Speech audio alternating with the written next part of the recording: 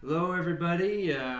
Here with Lee Whittaker. Hope you enjoyed the episode, and excited to just talk to you guys about everything that's going on in the action world right now. I'm excited to hear Lee's, any updates from Lee and Yeah, what you've been watching, and I'm hoping that give some opinions that very quickly ruin your career and get you canceled and all the bad things.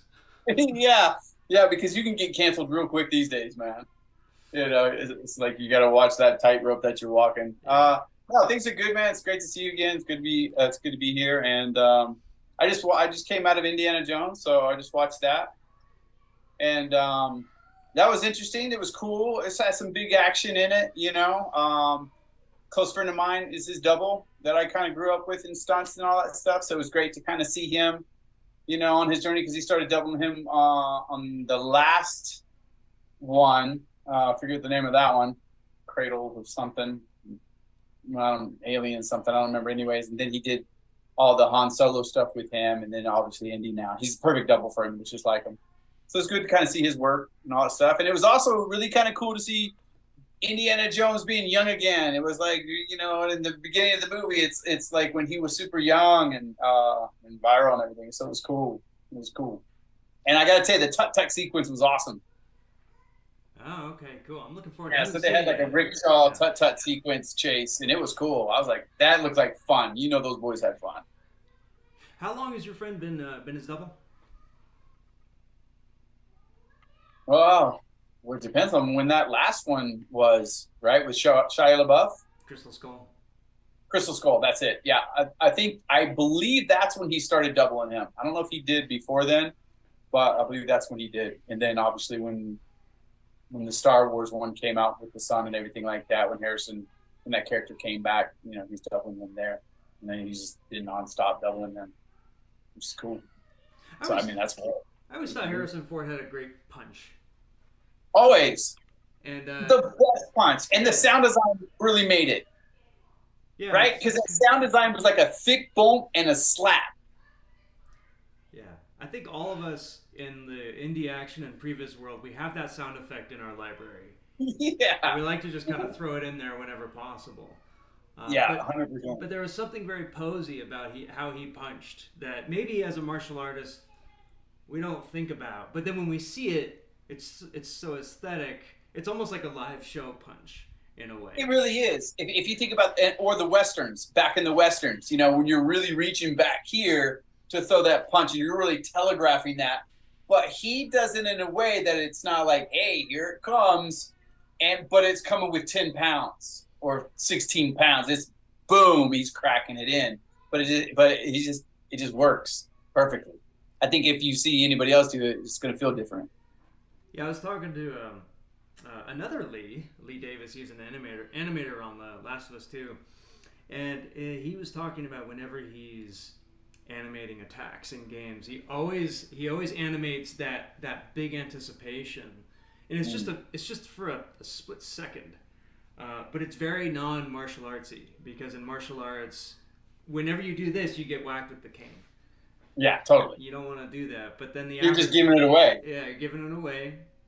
So sometimes martial arts teaches us bad screen fighting skills. Yeah, for sure. Well, I think when talking about that, there's a massive difference between being a martial artist and then on-screen fighter.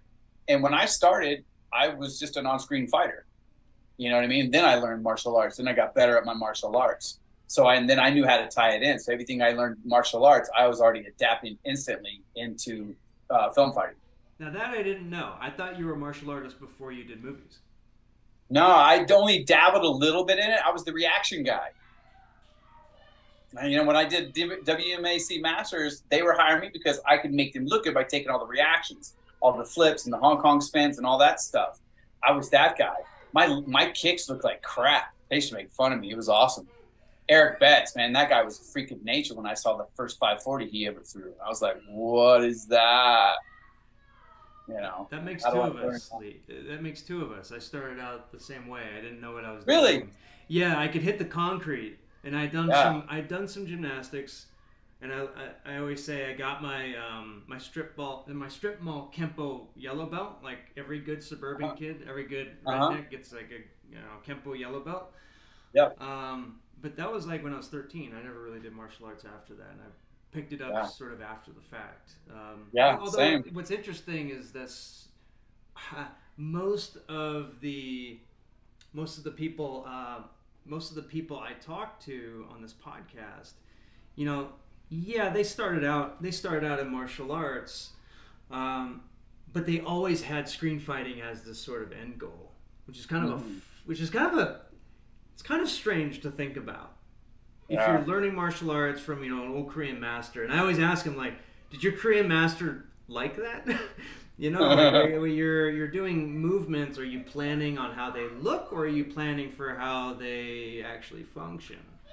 Right. Well, and that's just it. Like in Taekwondo, your backspin hook kick, it's right here.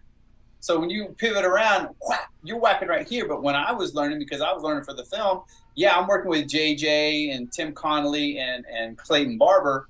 They're at their apex level of Taekwondo. They're Olympic Taekwondoists. So I'm learning from those guys. But we're creating it into the film realm. So then that backspin hook kick goes from here to here. You know what I mean? So that I can make sure that I drag that across the face. So it's not just a pop. It's dragging across. You know?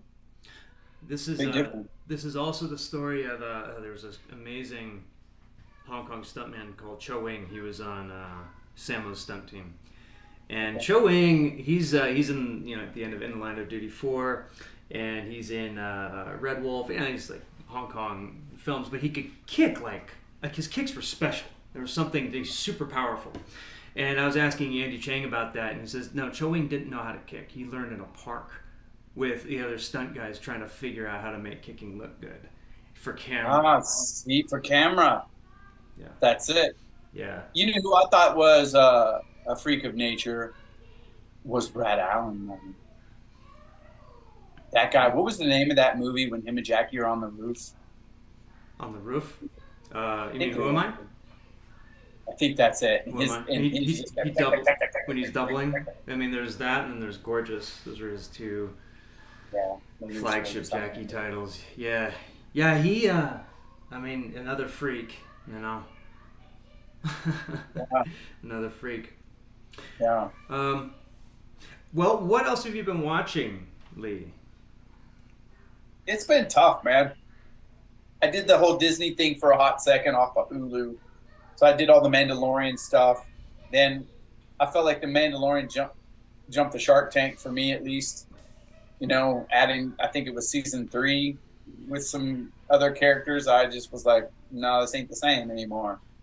You know what I mean? When it first started, season 1 and season 2, I loved it because it had that old Wild West filmmaking style that Star Wars was all about and all that stuff, right?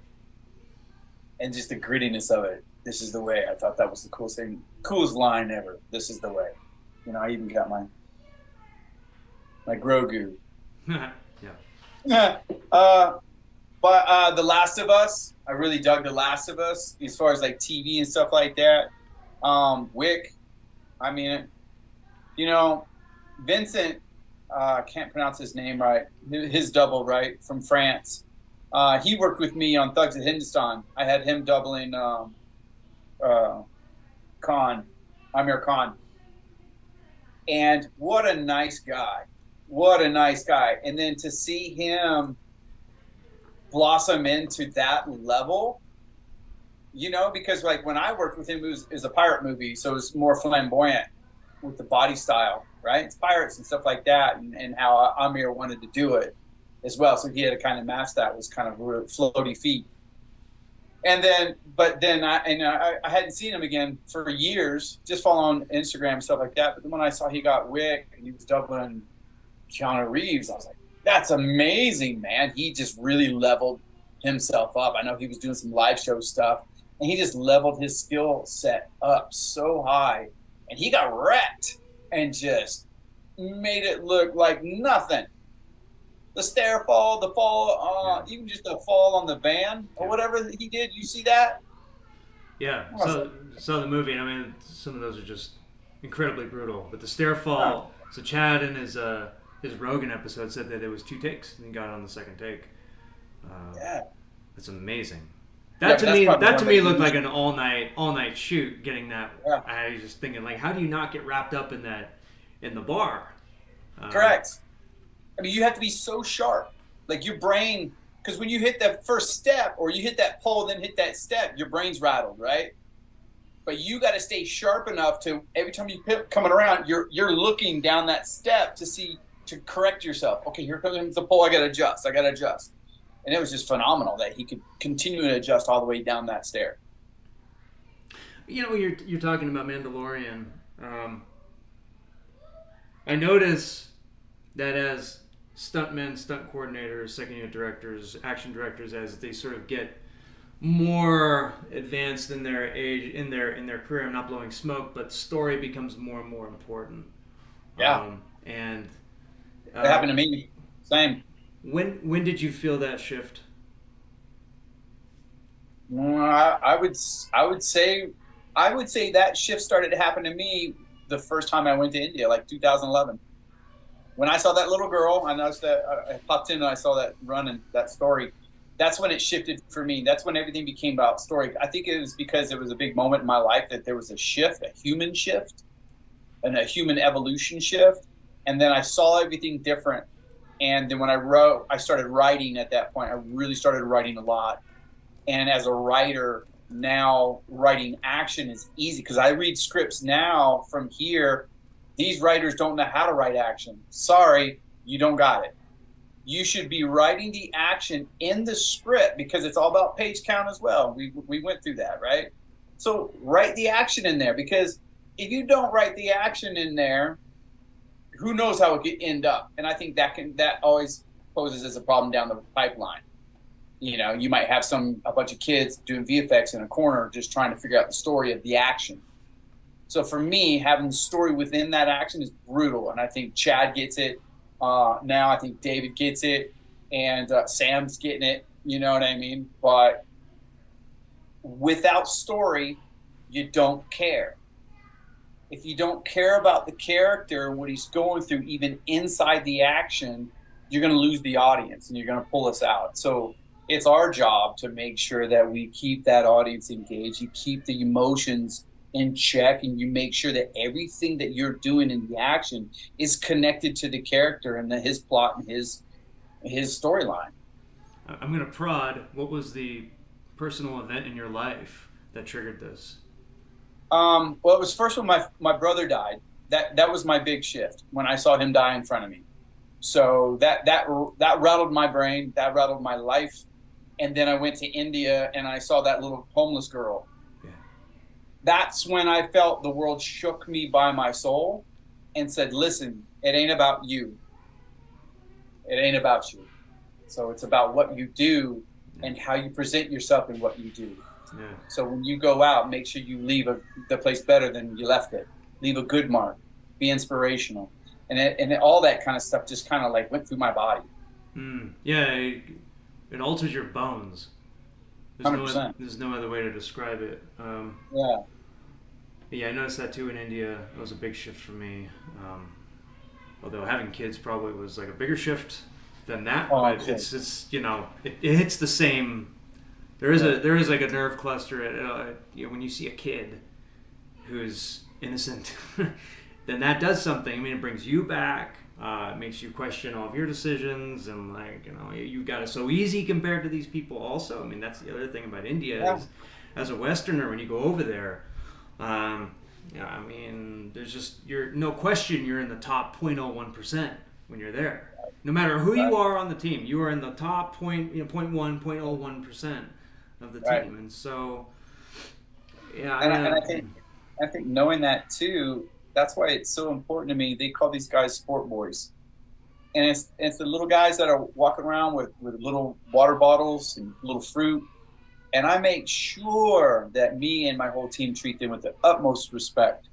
You know, it doesn't matter who you are, man. Especially when I'm in India, it doesn't matter who I meet. I'm going to embrace them, you know, 100%. I'll never carry that ego on my shoulder. Did you ever, were there any surprises when you treated them with respect? I mean, what was the result of that? I get a lot of big eyeballs, and you can tell instantly when they're just like, whoa. I'm like, hey man, how's it going? They'll come see me the next day. I'm like, give me a hug. And they're like, okay. And it's just, you're welcoming them. You're empowering them with positivity. You're part of the family. Without you, we can't make this movie either. So to me, I think I had learned that as I became the leader in my department, you're only as good as your team. You're only as good as the people that you surround yourself with, no matter who it is. And you might be the orchestrator, you might be the painter, but everybody else is the paint. They're just as important. You can't do it without them. And I just think I personally feel like the more I empower the people around me, the greater the project becomes, period, end of story.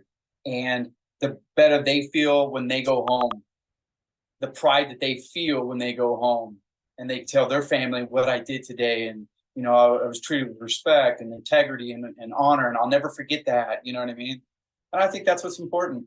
Leave those kind of marks on people, no matter where you're at in life. Yeah, I found that to be the case too. We had a driver, and the production assigned us this driver, and just a really sweet guy. And when we first got there,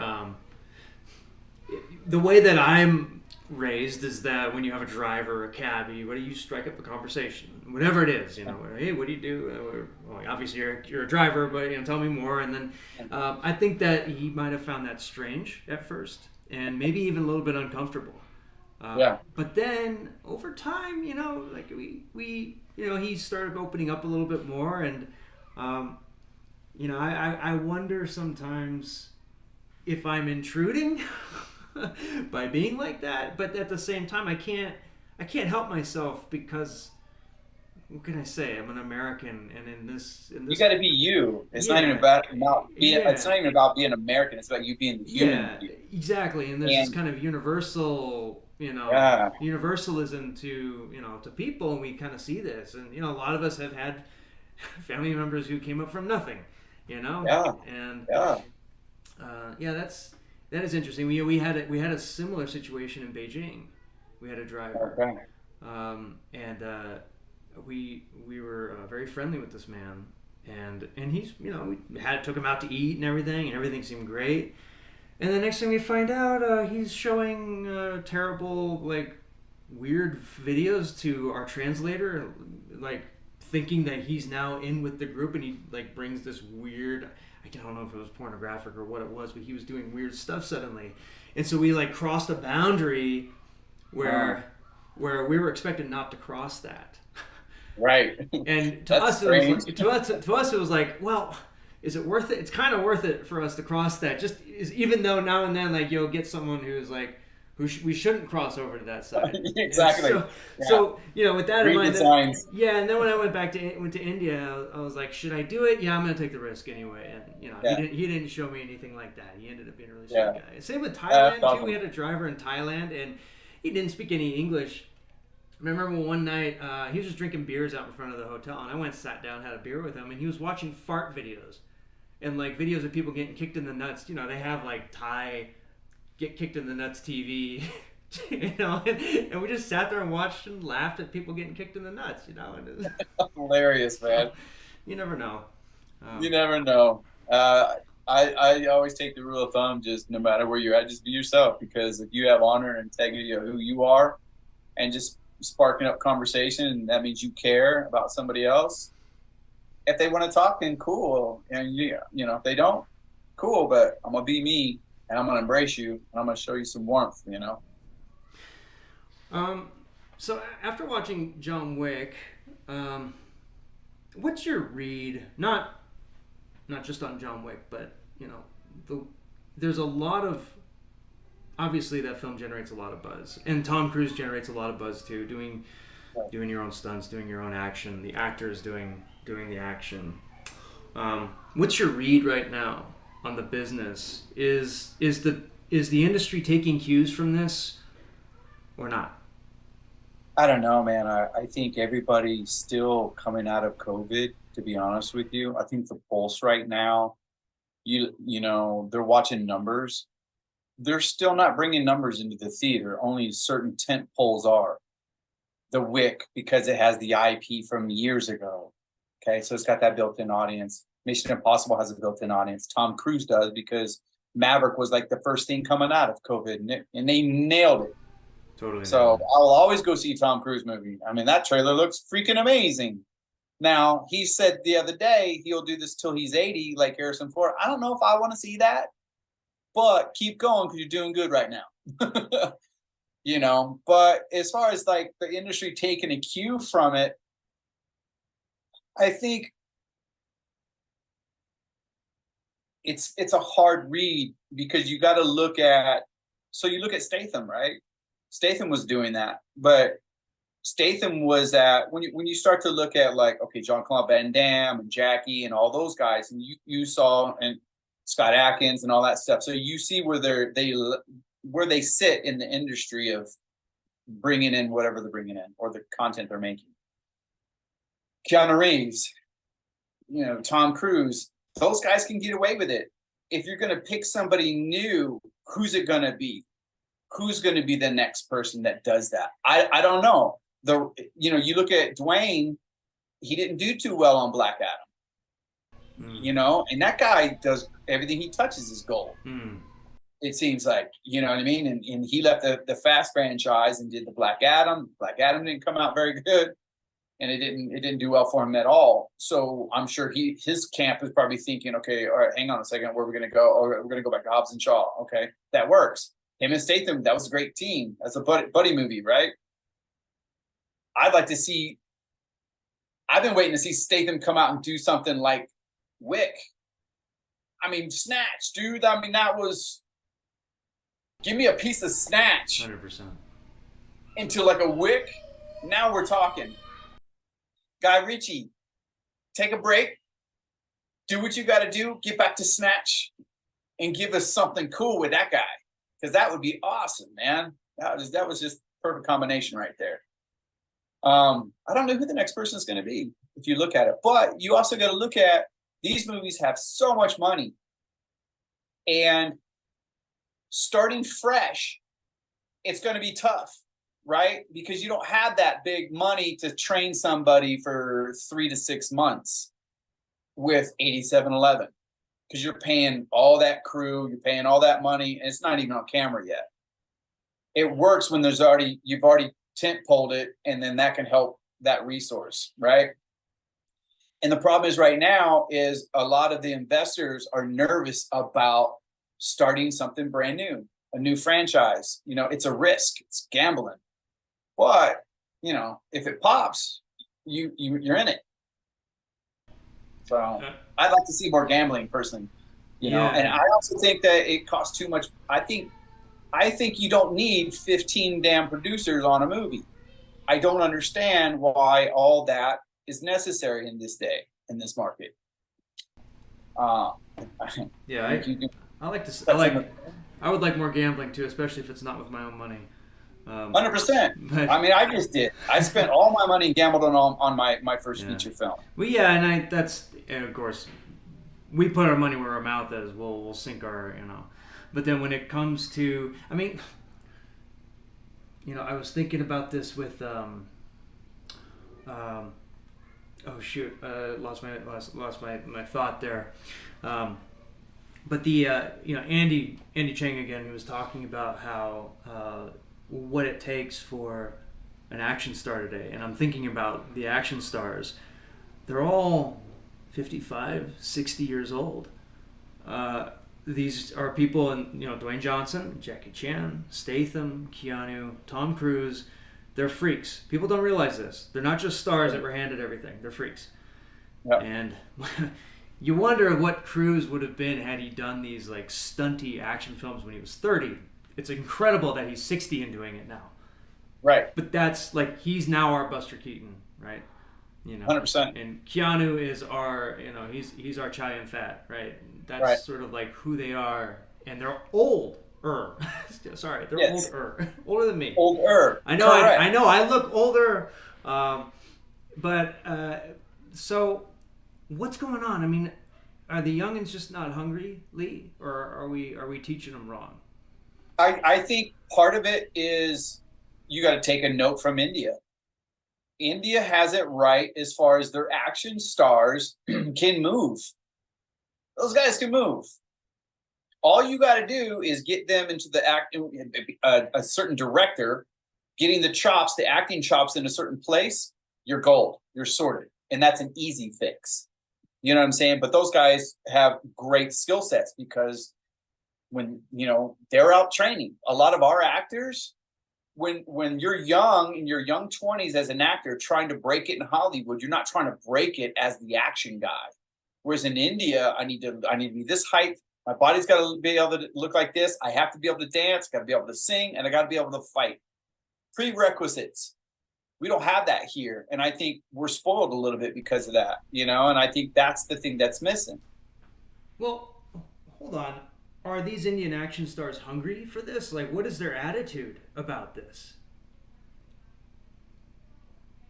What do you mean? Do they love it, or are they obligated? The ones I've seen love it because me too. They're making big money, man. Is it just for the money, or do they really see something that's like higher than that? I don't want to speak out of turn, right? Because I'm not close enough with any of them to speak for them. I think that would be dishonest.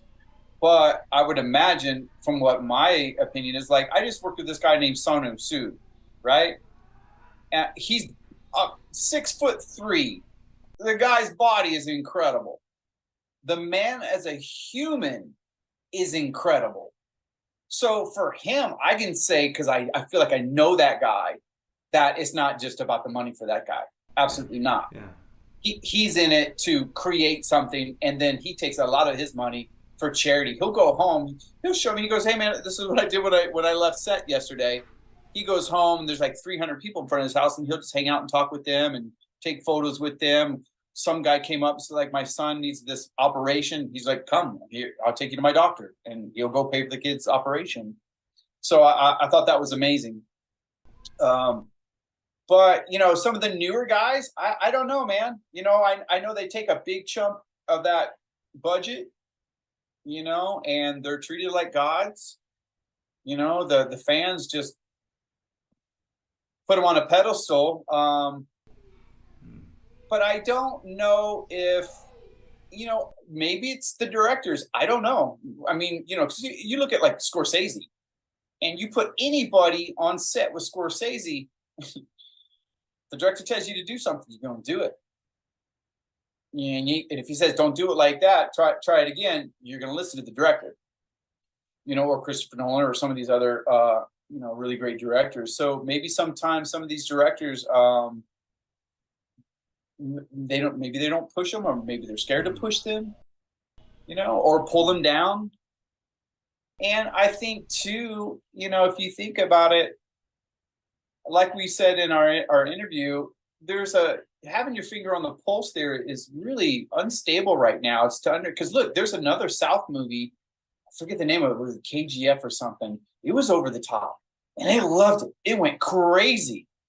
I mean, it did so good with Kamal Hassan and all this other stuff, and some of these guys, and it just exploded. And then, but the North, for whatever reason, in Bollywood, it's not doing good. So. Yeah, you mentioned that. You mentioned that they're just not not pulling in the numbers. Yeah, so it's just a weird thing. It's like, how do you figure out that dichotomy of like, okay, what does the audience want? Yeah, yeah. Do you think when every 4 years or so, it's like the Olympics. There's one of these new next action star nonsensical reality shows where we all know the outcome, right? It's going to be hosted by some current action star, and then you're gonna have some young kid that comes in and did wushu, and they're gonna do a movie, and then that kid's gonna go away. And really, like the guy that hosted the thing is still the action star, right? That's kind of like the big hoax. Right. All the people that put these on came from these it was a very slow start. Nobody started out winning a contest. Nobody put their business card in a little bowl at the at the auto store and then became an action star the next day. Right. They all started doing background They all started doing taekwondo tournaments. I mean, is it just a different culture we're in? Maybe then it just doesn't breed. I think so. I would love to, see us come back to, and again, you go back to it, and as these young actors in Hollywood, they want to be Brad Pitt or those guys. They don't necessarily want to be Tom Cruise right now because I want to be taken serious as a serious actor. Even though being Tom Cruise could make you buku bucks and doing great stuff, I like Tom Cruise's acting. There's nothing wrong with it, and he's making entertainment, man. There's nothing wrong with that. But I think there's tends to sometimes be this, I don't know what it is, but where they feel like, oh, I need to be a serious actor. I don't do commercials because I'm a serious actor. That kind of mentality. So I don't know, man. That's you kind of nail. You put your thumb on something right there. Like, who's going to be the next guy? You look at Keanu when he first started out, like Speed and all that stuff. It was great, man. He was a young actor, fit, doing action. Obviously, Matrix. Yeah. Before that was the surf movie. What was that movie called? Oh yeah. Point Break. Point Break is an amazing action film, and it's an action so film. Good. And yeah. But I mean, you also look at Brad Pitt doing Fight Club. That was awesome. He was young. He looked great. Let's talk about Brad Pitt. I mean, Mr. and Mrs. Smith. Yeah. Yeah. That was an awesome, sexy Snatch. movie. Snatch. Oh my God. Yeah. Again, right? We always go back to Snatch, man. So, I mean, what's the conceit here? Look, I think about these actors and I think, oh yeah, these guys did amazing action films. You should focus on your physicality and just delivering a truthful physical performance. Where when you talk about like being taken seriously as an actor, I hear people saying that, where they it's like they don't even want to be physical, like they're right. Are they? I need to be authentic. Well, you could still be authentic as the character in this situation. Yeah, it's still a situation. Yeah, Tom Hardy's another one who's very physical in his acting, and everything he does, I think he punches better than most stunt guys. Well, when he punches, it looks like he's going to hurt. Yeah. Yeah. I don't know. It's interesting. What do you think about that Aaron kid? Aaron who? Crap, what's his last name? Wasn't he in Bullet Train? I haven't seen Bullet Train. I get to watch about it. I get to watch one Godzilla. movie. With the girl. The girl, Aaron, and the girl. Aaron and. Yeah, I know the girl from the show with the monster. Anyway, I don't know. I think maybe again, look. Here's something that I always say, which is that there is this hidden pool of talent out there that we don't really pay attention to because they're not in that system, and that's Demolition Ranch, Kentucky Ballistics, Edward Sarkisian, Whistling Diesel. These guys are action comedians on YouTube that make millions of dollars. And they do whatever they want, except they just have to abide by the algorithm, which is not too different than the Hollywood marketing system. Right. So there is a different kind of hunger out there that perhaps producers should be looking at these guys a little bit more. Maybe there's like a. So there's a thing with that. So the thing with that is, oh, you're a YouTube influencer. I'm because there was a time and even on some of these B movies or whatever like that, they will look to see what your following is, how many followers you got, because that's obviously marketing for them and that's their ploy. Yes. And then that became a thing where it's like, nah, you're not really a real actor, which is messed up. Give them a shot.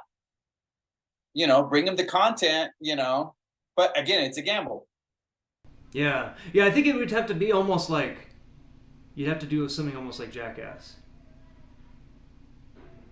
Where it's semi-scripted. Or you would have to. I mean, it's all about investors, right? It's all about what's the budget and how you're going to bring the money back. Because no matter what, it's going to be a gamble that this guy, only YouTubers know this person. Because people who aren't on YouTube aren't going to know that person or on social media, right? Right. And it's the people that go to the movies or on the TVs what people are going to go see. Those familiar faces. So that's the marketing sell. But Yeah. if you got like how many millions of people that are already following you on YouTube, right? And if you can guarantee that those each person's going to buy a ticket, different story. Yeah. Didn't Hardcore Henry try something like that? Isn't that kind of where that came from? Oh, what was their method? It's one of my favorite movies. I think that was kind of where it came from because that was like that first person Yeah. GoPro, Well, they did a Kickstarter to Instagram. get a little bit of it off the ground, but then I think they raised like 6 million or something to make that movie. Oh, But they raised all the money to make their movie and they made it back. They killed it yeah, back. yeah. Now that Yeah. director, I mean, then he went and did Nobody. Um, yeah, we watched Hardcore Henry at the studios. Our company does movie night day every 2 weeks, where we all watch. We pick a movie. 3 people are selected at random. Everybody submit those 3 submit movies. We pick one. We vote. Hardcore Henry is one of them. Awesome. Yeah, I wonder what's going on with him because like that film seemed like that was Russia's own bot. That's how I saw Right. it. Right. I was like, here's Russian cinema because they have it has an angle. It has an angle regarding it looks just like an action movie, but there are Yeah. little subtleties. There's a way that they treat life that's different. They treat Right. violence differently. It has a message. It has an angle. Unintentionally most of the time probably. Shoot, man, I can't wait till this war's over and we get back to making movies again. And the recession and all this stuff. So stupid. It's all stupid. We shouldn't be going to war. It's 2023. Come on. That's dumb. Yeah. For any country to go to war, it's dumb. We should all open up and just trade with one another, medicine, technology, everything. I think everybody needs to watch Duck Soup. Marx Brothers Duck Soup right now. Talking, Fredonia and everything. Yeah. Hey, but back to your YouTube guys that you like, the demolition guys and all those guys. Now, imagine take the 2 hottest guys. Me right? And who? I'm just kidding. So yeah, so you and somebody else. So take those 2 hottest guys, had the most followers, whatever, blah blah blah blah blah. Do a test screening with them. Obviously, you need content, right? Give them a script, get a feature script that's in. Try those guys out in a room, see what kind of chemistry. Is it a buddy movie or is it this guy against that guy, right? Because if you got 2 of those guys, now they're pulling his audience and now they're pulling that audience. Now you might stand a stronger chance. And then what you have to do is if you really want to blow the doors off, Hollywood's going to be naysayers. And you got to convince the people who don't know who you are to come see your movie. So it's almost like it's lightning in a bottle. I have a slight change to that, which would be instead of it being. So when you say a script, right? Do you mean a Hollywood script or a Hong Kong script? Do you mean a script that has everything kind of planned out and all the action beats are outlined and the lines are, or is it more like, look, here's your character. It's kind of like a Larry David episode. Here's your character. Here's your motivation. Here's your point A. You're trying to get to point B. This guy's in the way. That's right? To me, in my opinion, that's a higher risk. Oh yeah, I'm not doubting that. Yeah, for sure. Like to me, to start with those guys, you want to minimize the risk because your budget's this. So how do I minimize that risk? If I'm structured, I know it's going to be gold. If the jokes are working, boom, it's gold. On the day when we're shooting, just like comedic actors, let them improv. That's fine. Let the editor do that work. But I would have some kind of structure to it for sure.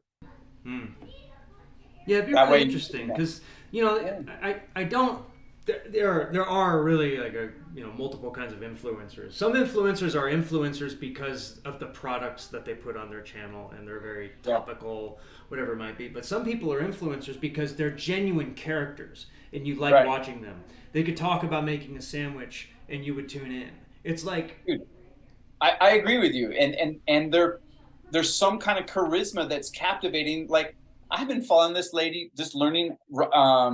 Because I'm trying to write a novel right now. So I'm watching this lady on YouTube that I continue to watch her. There's just something about her. She talks too long. It's like 20 minutes every damn video, but I'm engaged. I watched 3 and I'm like, she got me. But it's funny because I just wrote last year a movie, a big action movie, with an influencer as the main character. I had two main characters, and one's a female, and she's an influencer, and then it's the bodyguard. You know what I mean? Who's going to be her bodyguard? He's X, blah blah blah blah blah, and it's a hilarious, fun, big action movie. And so I just went up to the like Sniper Wolf or something like that. She's like this cosplay influencer, and I learned a lot from her. And I was like, oh, that's the kind of character that this person is. And at first, I think a lot of people instantly think, oh, you're an influencer, so they have this negative reaction, and that's justified in some ways, Absolutely, in some cases, and that's how I started this character. But by the end of the movie, you absolutely fall in love with this character. The character arcs, and they're real human beings, man. So what happened? Did you have any success with that? I haven't really tried to push it. I've only entered in a couple screenplay competitions. For me, to be honest, man, there's no way I'm going to be able to direct it. To me, it's a David Leitch movie or JJ. It's big budget, big budget. Opening sequence has a massive helicopter coming and shooting. Oh shit! Yeah. It's fun though. It's a fun damn movie. It's funny. It's hilarious. It's got a cosplay because it's all about her going to this cosplay event, and man, that scene's the funniest thing I've ever written in my life. Oh, it's hilarious. And oh my god, he goes as the God of War. Well, I know a guy who worked on that. I can get him. I can connect him with you. Exactly. That's cool. Right. I forgot all about that. Because she's like, your costume is hanging up in your closet, and he's just like, what the hell is this? It's a skull cap and. I bring up the influencers because they're hungry. Not all of them. A lot of them just sell out and sell their bodies, and but a lot of them, they have something that really works, and they push it, and they do really dangerous stuff. I think Whistling Diesel is one of the top ones because he has a real personality, and he's dangerous. Not in like a bad way. He's dangerous in a way where you're wondering if he's going to die every second. Have you ever watched these? Highly recommend, because he's got like 15 million subscribers. He's huge. Wow. So I mean, he'll say, I bought a Ferrari just to destroy it, right? And at first glance, you're kind of like, this guy that it's kind of like who's that other guy that just like throws $1 million at people?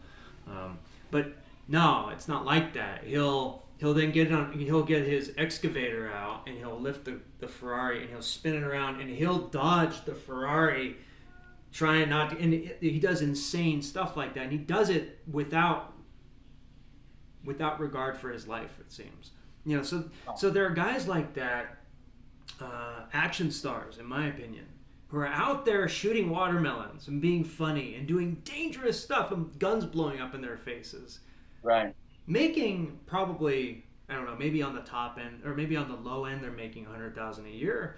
But then some of these guys I guarantee you're making tens of millions for some of these guys. Let me ask you this question.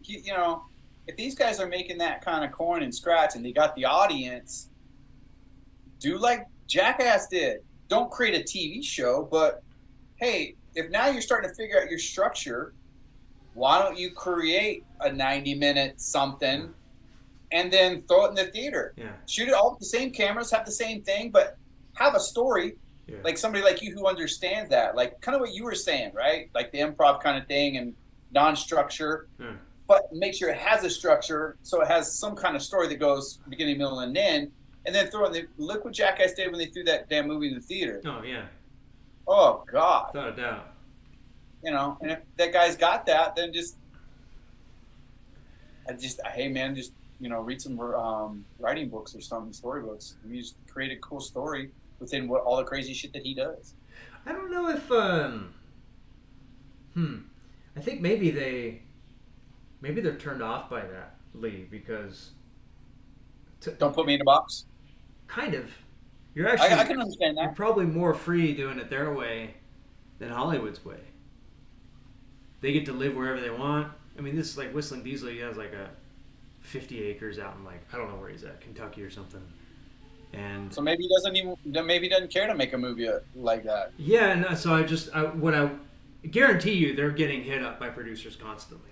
And the question Yeah. is, why aren't they Why starring in aren't they? movies? You would think that they Right. would be. So for some reason, they're either saying no, or the producers realizing it's not a good deal. My guess is that the YouTube model is just too good.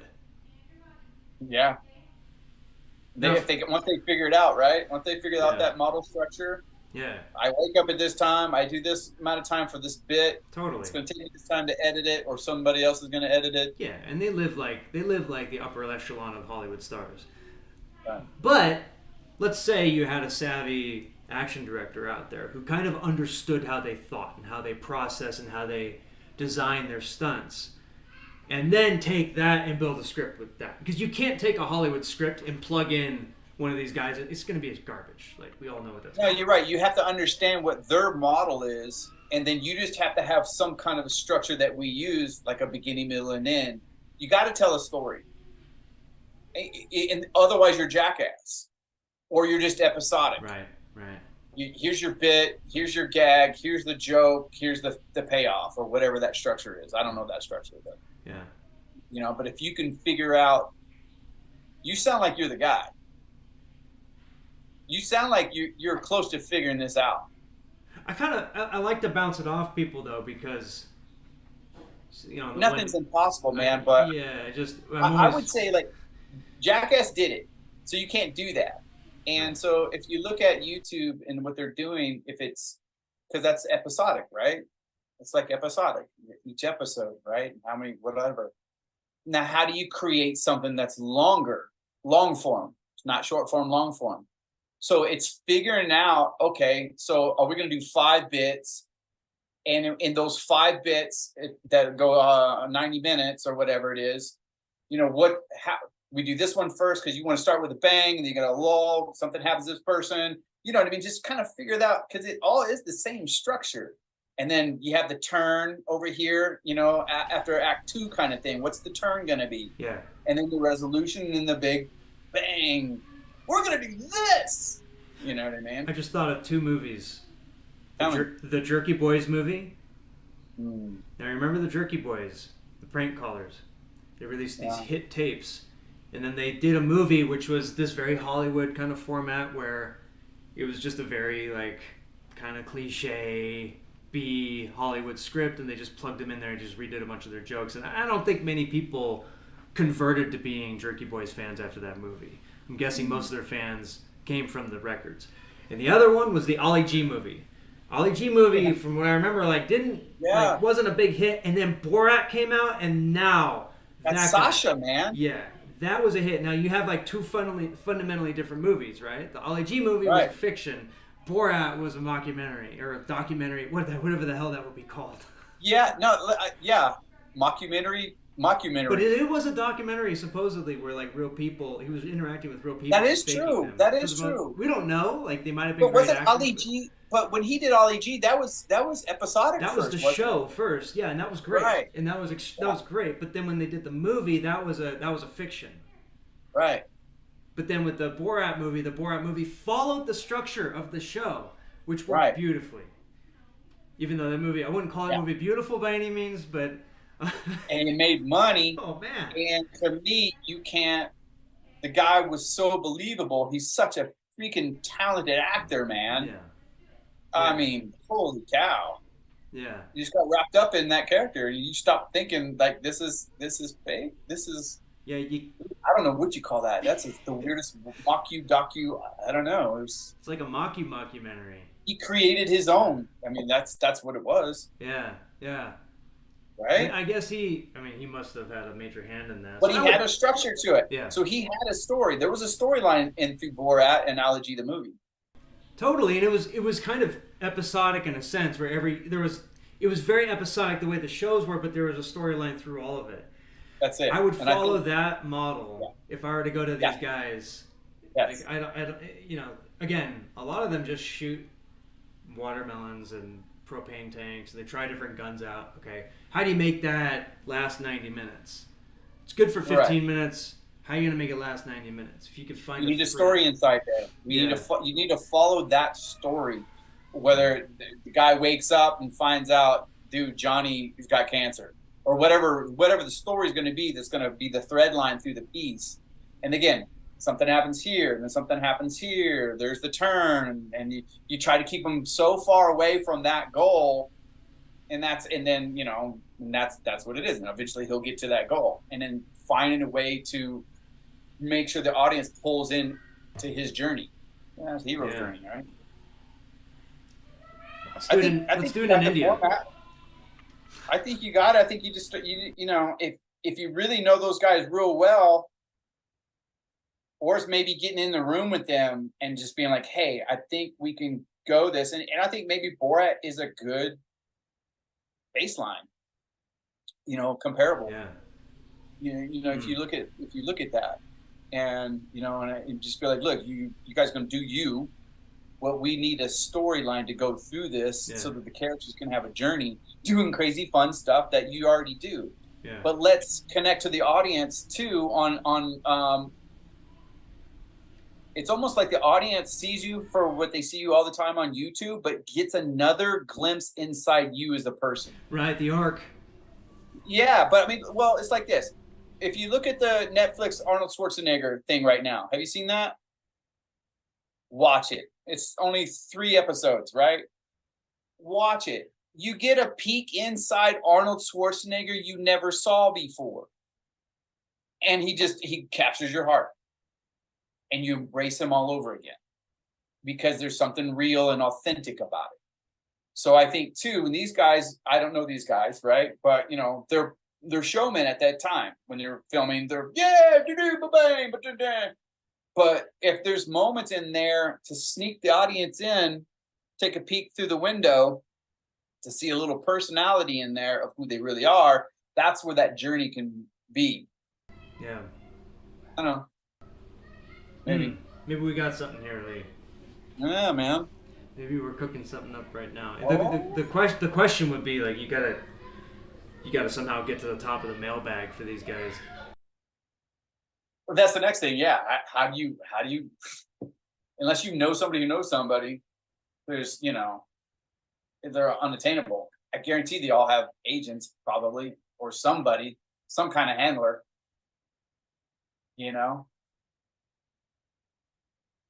because if you try to message them on Instagram, you and however many thousands.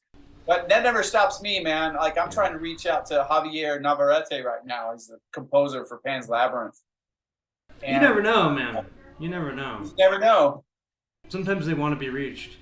I mean, at the same time, like, I don't know, maybe it's not a bad idea to just try their agent. I don't know. It's all on IMDb Pro. They're probably all on there.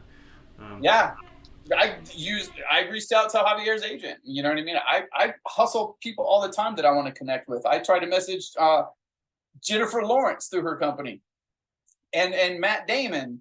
I'm a hustler. I'm gonna Google on this thing until I find somebody who I can talk to. But there's gonna be gatekeepers. They're gonna keep people away, and that's their job. I get that, but it's not gonna keep me from trying. We have a question in the comments. Dante TW1 asks, is Tom Cruise saving cinema with the Mission Impossible movies? It's not just Tom Cruise. He is definitely kickstarted it 100%. You got to give him credit for that. Maverick, coming out of COVID, man, knocked it out of the box. So the other person that you got to look at is James Cameron. You cannot exclude James Cameron. He's one of the greatest filmmakers of our time. Look at Avatar. Seriously. Oh my God, that movie's incredible. It's a piece of art. It's beautiful. Look at Oppenheimer that's coming out. You only want to see that in the theater, man. So there's still people out there that really believe in the movie. Hey, man, I just went to Indiana Jones today. Yesterday, I saw Sound of Freedom, which is a very small independent movie with Jim Caviezel about sex trafficking, right, with children. And just sitting in there, and the theater was half full, which was great.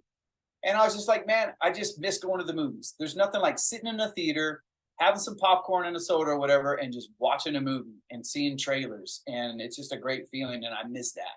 Because even when I'm at home, you hit pause. It's going to pull you out of the moment. Yeah. It's There like is you a don't sort have of intermission. there is a sort of discipline to going to a movie theater, isn't there?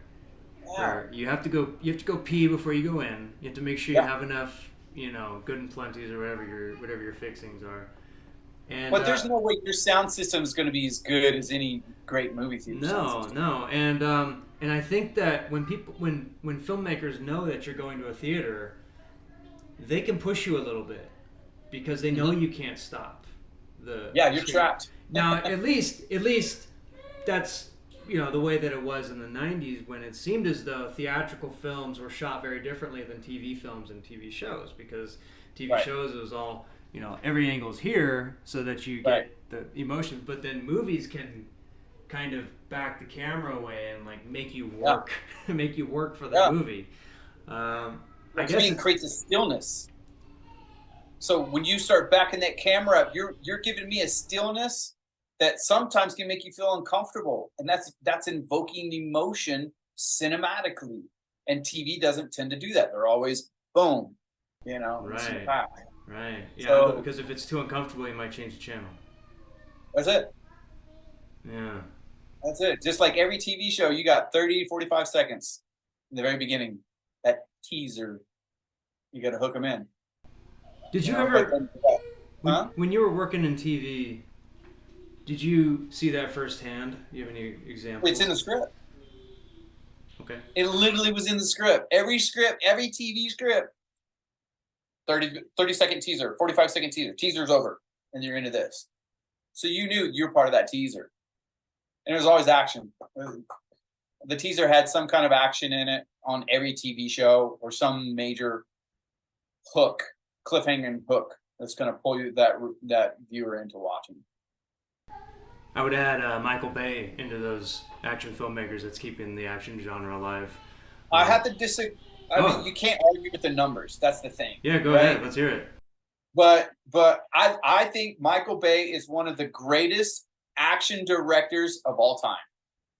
So if he when he yells at I me, agree. That's what you said. You said you disagree. I'm saying that exact same thing. Here comes my disagreement. Oh, okay, good. It's coming. It's coming. Stop doing Transformers. I don't care. I don't care anymore. I just don't care. But it's a Disneyland ride, Lee. It's a Disneyland ride, and people like Disneyland rides. How many do you need to do? Like, look, he's already got more money than he need. We all know that, right? It's just like, but what keeps driving him into that? I liked Ambulance because it was something different. But to me, and Six Underground, but to me, still, 13 hours of Benghazi. You got me. That's a great movie, Michael Bay. You know what I mean? Slow it down. Let the edit breathe. Let it breathe. Don't throw all this stuff at me anymore. You're a great director. Let it just breathe. You know what I mean? So I would like to see him do something different than Transformers. Yeah. I still think he's one of the greatest action directors of all time. Nobody can capture action like that guy. Yeah. His brain just fires. I actually forget Transformers is like half of his filmography, but it does seem like maybe, I don't know, like all the other things. If you were to ignore Transformers, though, it would seem as though Michael Bay is really. I agree. I think he's at the top of his game because he has a way of directing action that is new. Oh yeah, he's cutting edge every single time. Yeah. But the problem is when you throw so much action at me and I don't care enough about the characters, you don't let it breathe, I can't admire that beautiful shot that you just did and how you captured that. Because it's one after the other, one after the other. It's just like I need to do like how many lines of cocaine to stay on top of it. Shouldn't be like that. Do you think that's him? No. What? Do you think that he's making those decisions? Do you think that he would like to hold on that, or do you think that he's being pushed to be rapid fire like that? No? I don't think anybody tells him what to do. Are you kidding me? No way. No way. You know that guy's going to get whatever shot he wants. He's going to run 16 cameras, and he's going to be in that edit. No, this second. Edit. You know what I mean? He's going to call those shots. Nobody's telling him what to do. Any movie. Now, you mentioned James Cameron. I would actually fire the same criticism back, which is please stop doing Avatar. Because everything else that James Cameron has done, I thought was fantastic. And then it's the Avatar. I feel like when I saw the Avatar trailer, I'd already seen the movie, and everyone would give me spoilers, and I was like, oh yeah, I have seen it now without seeing the movie. So in terms of action filmmaking, though, we can't forget that he made the greatest action films ever made in America. Ever. I think he made the best ones. Yeah, I mean, you do 100%. Terminator 2, Aliens, and Last Action Hero. You're it. Titanic, The Abyss. Oh, yeah. The Abyss, man, so good. Like I wanted to see Avatar because I wanted to see what he couldn't do then and do it now, and that's what he did. Yeah. All the underwater stuff. Yeah, and it was really pretty. I did get to the point where I'm just like going, is this animated movie? Is it? And that becomes that whole mocap kind of thing, and that torn between, I don't know. He's still a damn good storyteller, but you're right. He's gonna pump out a couple more. Well, I think with people like Cameron and Christopher Nolan too, their films are so big, in a good way, where there is real tech innovation with every film. Whether it's, it might also be storytelling innovation, right? Christopher Nolan always has. I think it's storytelling number one. Both those cats. Yeah, exactly, and but it's also use the tech. Yeah, and it becomes this kind of public works project in a way. It's kind of like it's really what John Wick is doing. It's like, say whatever you want about anything in that movie as a technical achievement. It's like a guy coming and building a new dam. It's incredible that somebody pulled this together, and he pulled a team together, and he had a vision. It has a look.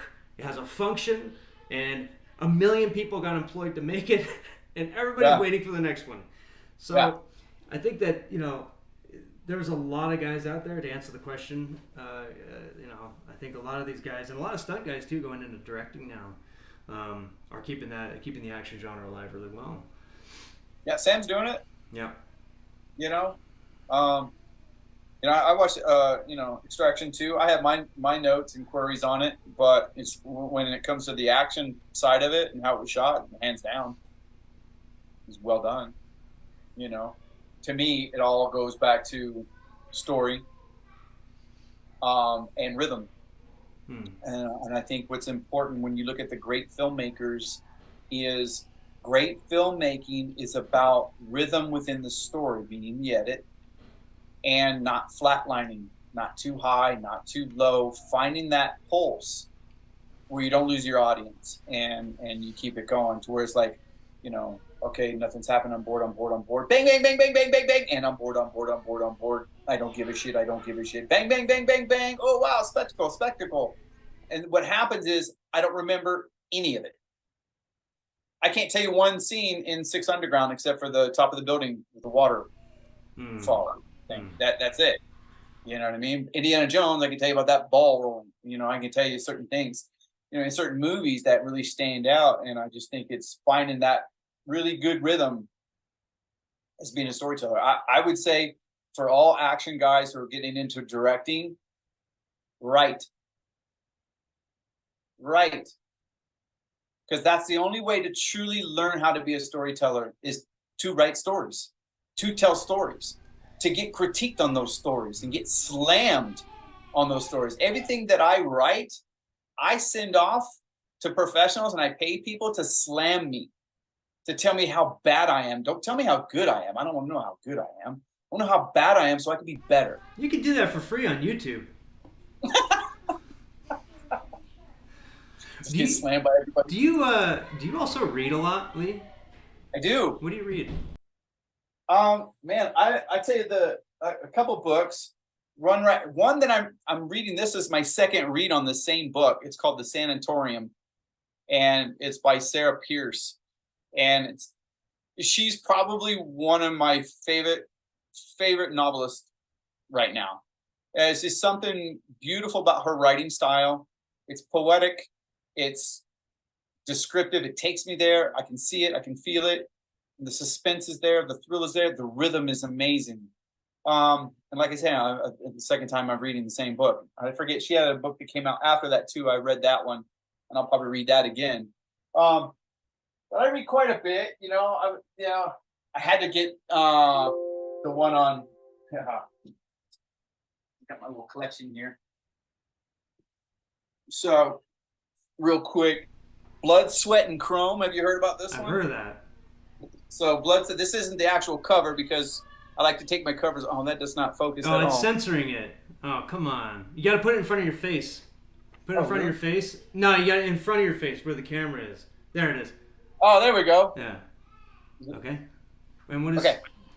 So this is by Kyle Butchen. Anyways, you have to read this. This is about George Miller, man. And this is the journey of George Miller and Mad Max and Furiosa, and how Furiosa came about and everything like that. Did you know that he wrote Happy Feet? He's the director from Happy Feet. It all makes sense. No, I had no idea.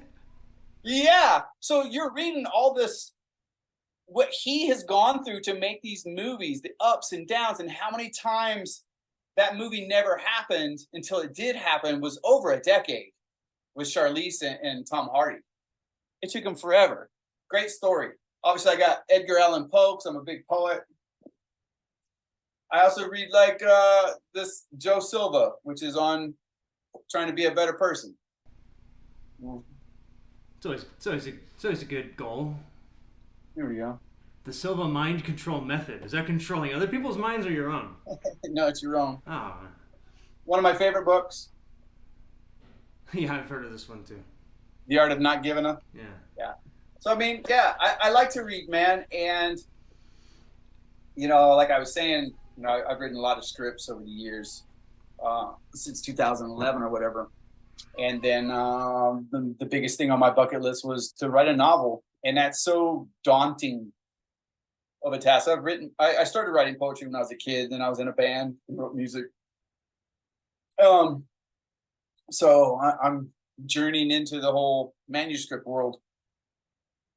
I'm starting with a short story now, and then I'll dive into that one when I know that I don't suck too bad. When you're reading, or I guess when you're picking a book, what's your selection criteria? I don't really have one. Like, some people go straight to fantasy or sci-fi or anything like that. You know who's got their thumb on the pulse is what's her butt? Is a book club. Sweet Home Alabama. What's that actress name? I don't know. The girl? Yeah, what's her name? I don't know. Reese Witherspoon. Oh, yeah. Reese Witherspoon has like a book club. That girl knows good books. And I listen to her. And, she found this book called Where the Crawdad Sings. And then she ended up producing it. She optioned the book. She produced it. That's a great movie. Go see that movie when you put that on your list. That's just good filmmaking, old school filmmaking, man.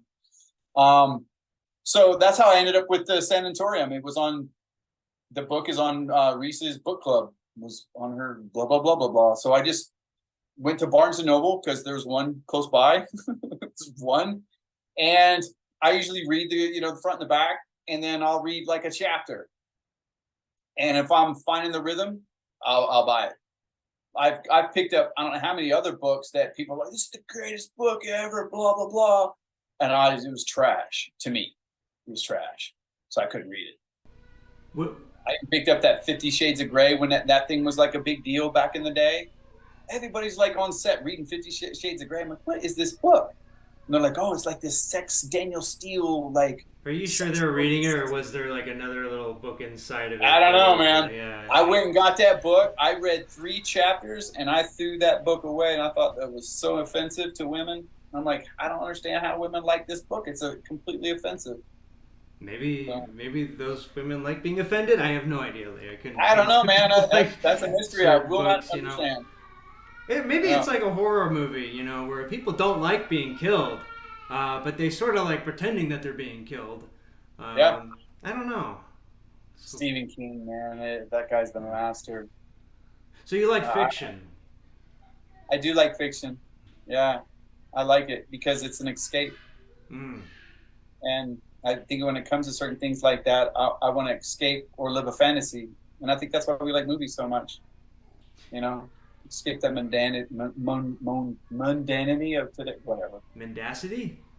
Sure. Do you? We read. We should know this word. Yeah. Do you ever think of optioning a book? The hardest, I would love to. You kidding me? Yeah, I would love to, and then direct it. Write the screenplay and then direct it. I would love to. I would think everything that's good that comes out is scooped up so fast by higher ups, that have, oh, this person just finished their script and only the agent has read it, and then that agent has told this person and this person, so you'll never even get in there. But yeah, I would. You I never totally know, would. man. You never know. That's true. I found a book that was phenomenal. Had 5,000, 6,000 reviews on Amazon, and I Yeah. just emailed the guy, and he's like, hey, "Yeah, let's do it." It's like, What? yeah. So they're out there. I guess you just never know. You never know. Yeah, and What then kind and then what there will kind be of some like garbage book with 20 Amazon reviews, and it comes out as a new Hollywood movie. You just never know. You're right. You I would just I would never go know. based off of content because there's a certain kind of book that Hollywood likes. It's the Right. the very whether it's a teen rite of passage thing that's kind of agitprop or whatever it might be. But if you find something that's edgy that maybe a Hollywood producer was like, I'm not so sure about that. Well, you take that and you cater it so that it can become a good movie. You would know how to do that. True. I would jump at it personally. If you know fiction, I mean, fiction is like I don't read much fiction, but when I read one fiction recently, and that was the one that I jumped at, and What was just it? never know. I don't want to say anything right now Okay. because Yeah. It's fine. I don't Oh, want because that's the Hollywood one producers that's the jumping one on you it. reached out to him. Yeah, That's yeah, great. Are you gonna write the script for him? yeah, Fantastic. yeah. So That's that'll be a whole awesome. process. So it's Yeah, that'll be a great fun process, man. Yeah, and it's cool. It's an action book. Cool. Straight up See, action that's book. what I like. Yeah. That's awesome. So you just never know. My second book I'm gonna write is action, because I wrote the script first, and then I'm gonna write the novel after. I'm gonna do that after, so I've already got the script. So now I want to go long form the novel of it, and it's a sci-fi action. So you're writing a sci-fi? It will Wow. be that one will be my first sci-fi. Yeah, Wow. Sci-fi yeah. stuff. What It is tough, but it's not like space sci-fi. Hmm. It's Oh, just okay. like 50, 60 years in the future. Oh, okay. But a lot can happen. Yeah. Computers and quantum computing Yeah. and So what happens in 50 years? I'm not asking you to spoil the script, but if you have your eye on this, what might happen in the future? What's your vision of the future? well, it's interesting, man, because when I wrote my sci-fi script Nobi, I wrote that 10 years ago, 8 years ago. When I was doing research for that one, I was doing 100-year forward research. You know what I mean? And then when I was writing that movie, uh, my buddy was like, "Oh yeah, I'm working with Christopher Nolan right now on this movie called Interstellar," and I'm like, "What?" And then tell me tell me something. He goes, "Oh yeah, it's about water and crops." I'm like, "That was my story. My story was all about that because that's what the research I was doing." I'm like, "Ah, dang it!" This is a So I very had to typical change Hollywood story. Yeah. I had to change my story, but this one, like 50, 60 years in the future, it's just a little more dystopian. AI, is kind of run rapid. Tech in a good way, super drugs. With nanotechnology and stuff like that. That we were trying with military. Now we're trying with people, and then it's all about big pharma too. It's have a big pharma message in it. Nice. And vaccines and stuff like that, which was weird because when I wrote Fuse, I wrote that 6 years ago, way before COVID, and about vaccines and the manipulation of vaccines and how this was helping people, right, to cure like the common cold and all that stuff. But then there's obviously an angle to it. So Yeah, that sounds very enticing. We won't say anything else because YouTube will shut us down. But that sounds awesome. So yeah, I mean, do you read a lot of books about tech, futurism, and all this? What kind of research Um, do you do when you're thinking about this what stuff? I usually do is like, when you have Yahoo, right? So when you click onto Yahoo, you can set up your main page, and Is that I a always search have the engine latest. Like Alta Vista, the search engine? I'm just kidding. Oh, but what I usually just do is I set up my page for I want to know everything that's new tech coming out. I want to know what's going on in politics, even though I hate politics. I want to know what's going on with tech, and medicine and all that stuff. And so I try to keep my finger on that pulse. And then if I'm doing a specific project, I'll dive deep into future what's happening. Like, is oil out? Why is water in? Why is that a big deal? And why did the Bushes stop doing oil and went into water in South America? Stuff like that. Ooh, very Of cool. the show. Do you ever read old science books, like old books about the history of science? No. Every now and then you get this very interesting angle because they also older books talk about older stuff longer Right. than the new books, Right. right? Like new books, you're not really going to see many books talking about the introduction of the water clock with Right. timekeeping, and like the emphasis kind of shifts into like the more contemporary things. But every now and then you get very interesting. I'm reading this one right now. It's called "History of Experimental Science and Magic." This is written by Lynn Thorndike, 1920 to 1945. He wrote these eight. He wrote 8 of these, and I'm on number 4. And 8?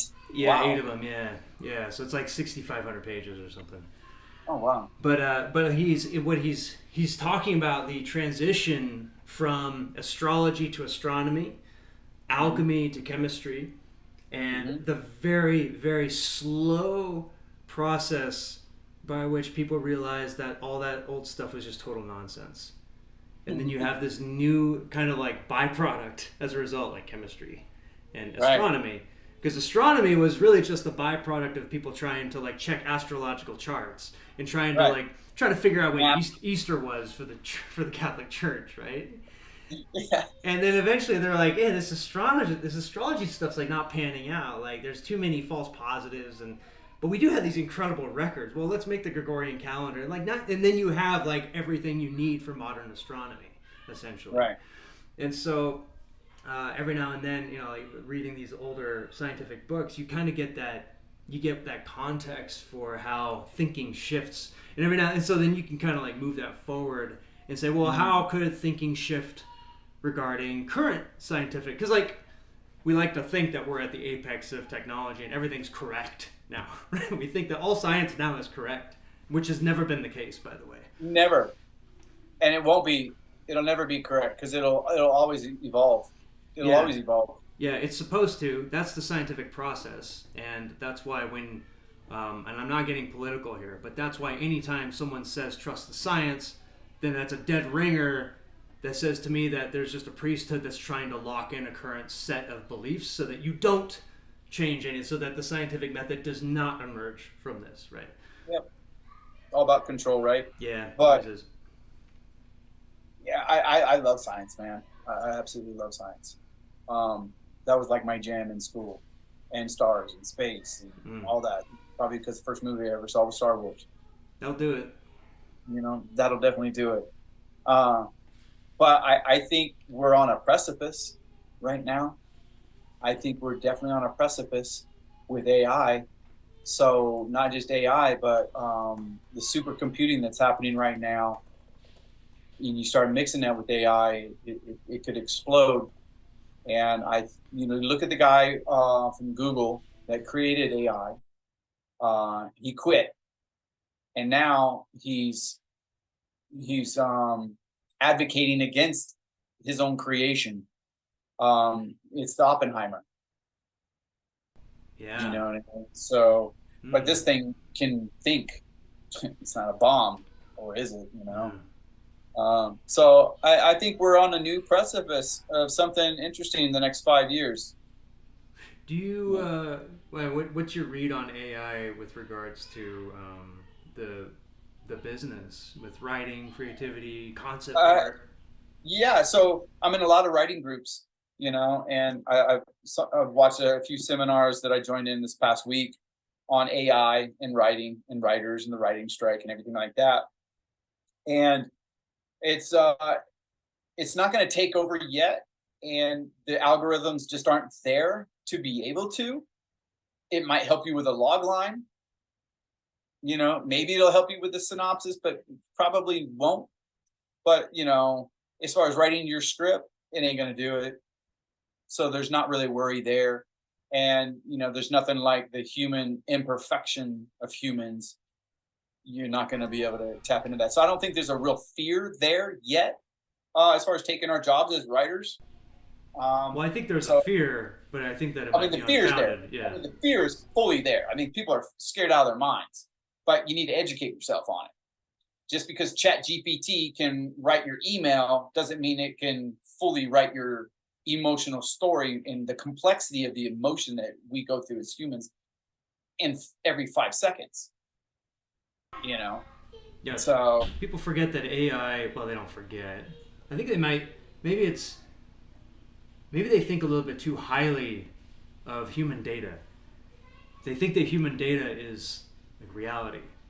So when you take a bunch of data, so we collect a bunch of data, and then you throw that into a machine, into a, you know, LLM, large language model, and that thing churns it and parses it, and people think that, oh, it's taking reality and parsing reality, whereas it's only really taking like how we perceive reality.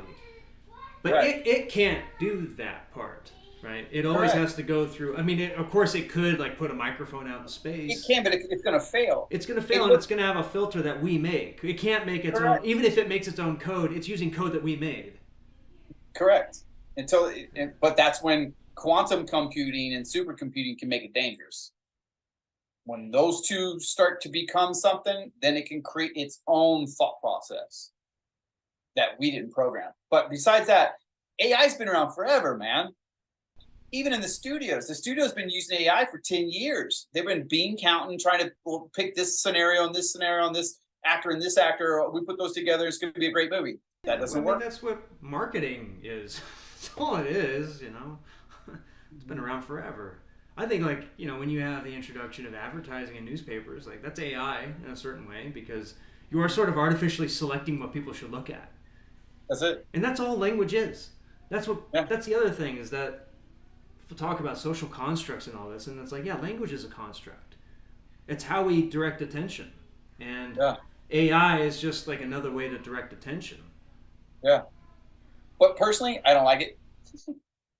I got into it in October for a hot 3 weeks because it was like the new shiny thing. I'm like, ooh. And my DP friend, I kept seeing all these, because I'm always on Pinterest. Because when I'm writing or researching, I'm researching on Pinterest for my writing, right? And so I see concept art all the time from an ArtStation. I love ArtStation because these are artists making this concept art. And all of a sudden I see this DP friend of mine just, you know, I made this today. And I'm like, what the heck what do you mean you made that? Oh yeah, ChatGPT. Or Discord, and I'm like, I don't even know what that is. What language are you speaking right now? And he showed me what it was, and I dove in. I'm like, oh, okay, I see where it's cool, where it's flawed, and then I'm just like going, hang on a second, you're stealing from artists and just mashing it together, and now I can tell if something's AI in a heartbeat. Yeah. It all looks the same. It all has the same kind of filter kind of thing. You can almost tell by the sheer volume of it too. Like somebody sent us a pitch deck for a film, and it was a 300-page pitch deck with concept art on every page. And I'm looking at it, kind of going, wow, this is really a detailed. And it was a short film, like 20-minute short film. And I'm looking through it, going like, well, wait a minute, these are all kind of like mushy. They're kind of mushy looking. Like the overall, like there was an overall coherence that was missing. You know, like one individual picture might work. You could even put it in a museum maybe. But then after 300 of them, you're kind of like, I don't see that human making this, right? There's no story. Yeah.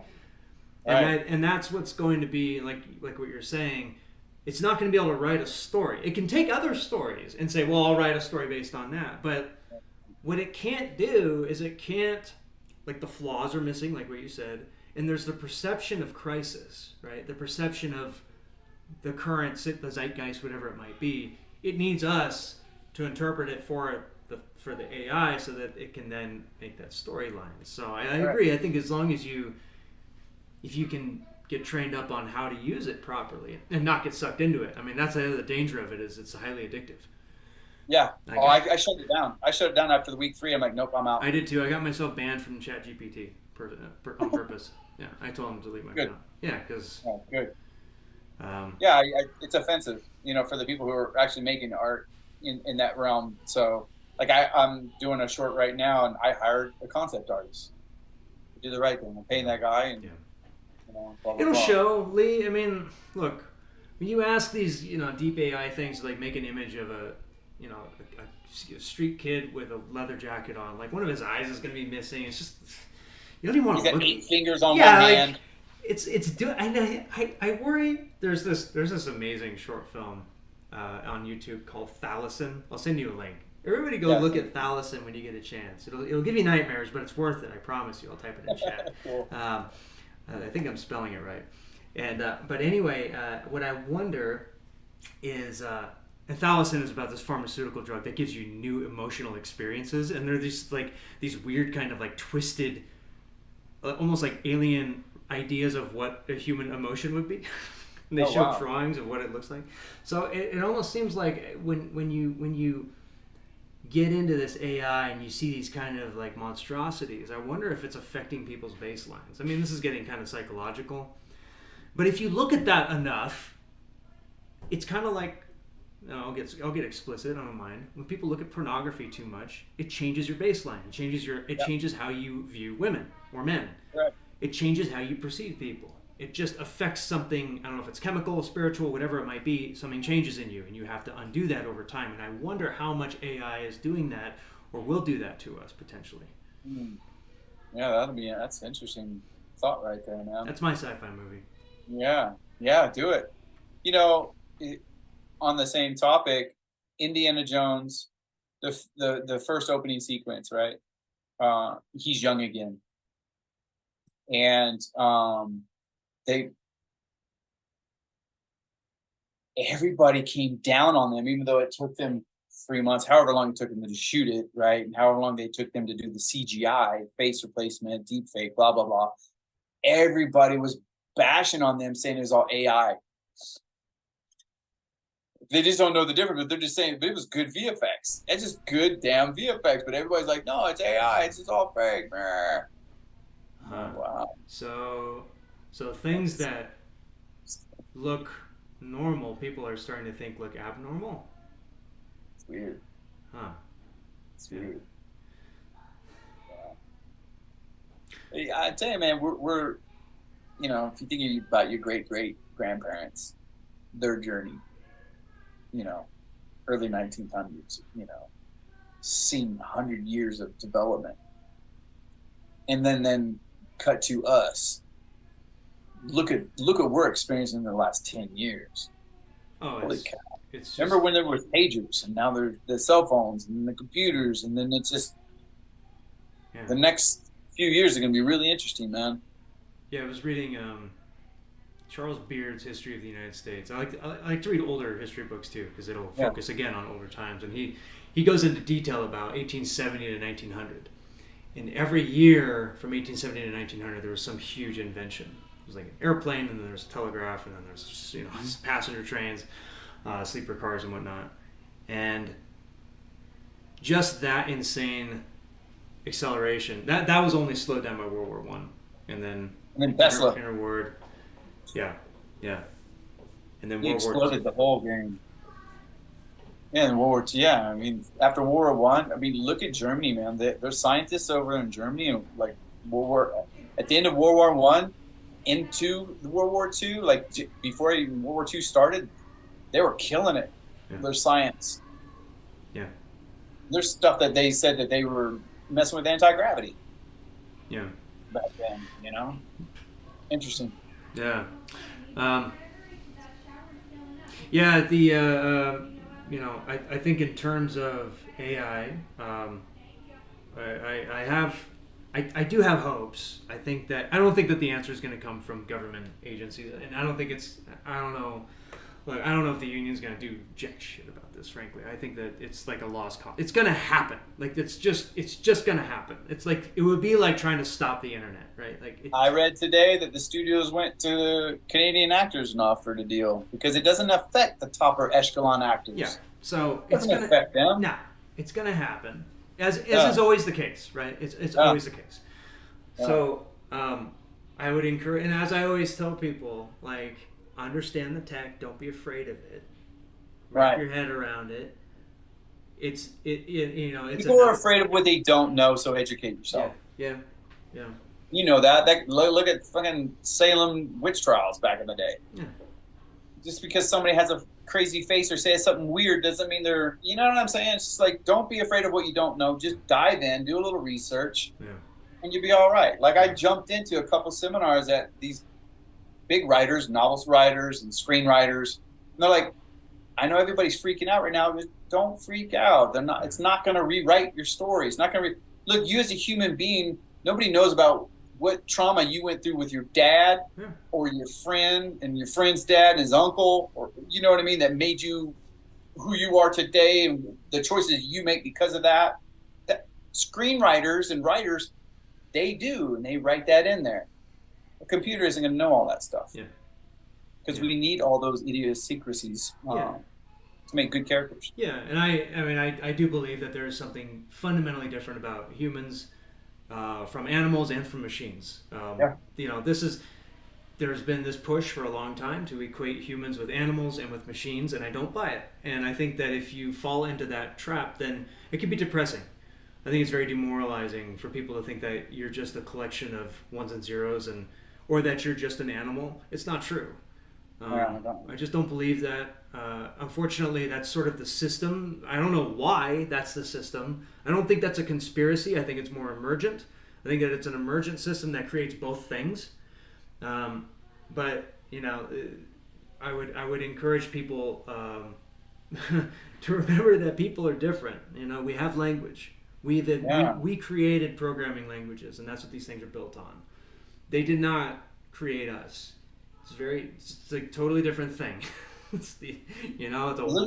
what you're saying right now. You're talking about a computer and a human being, and the conflict that's going on between that is the same conflict we're having between human and human right now. Don't be afraid of what you don't know about that culture or that person or that race or gender, whatever. Chill out. Everybody's on edge right now. Totally. I get it. So, but if we fall down the same path that we did in our past through fear, we're gonna fail every time. That's the key. That's the takeaway. Yeah. That fear will kill us. Greed and fear. Yeah. Totally agree. Lee, it's been a pleasure. It's been fun plumbing the depths of your brain too. I didn't know it would go in that direction. I appreciate that it did. So it's nice to have a very techie conversation with a stuntman and a creative guy. So thank you. I'm a tech geek, man. I love tech. Right on. All right, brother. Well, thank you, man. I appreciate you, man. It's a great conversation. All right. We have to share some novels soon. All right.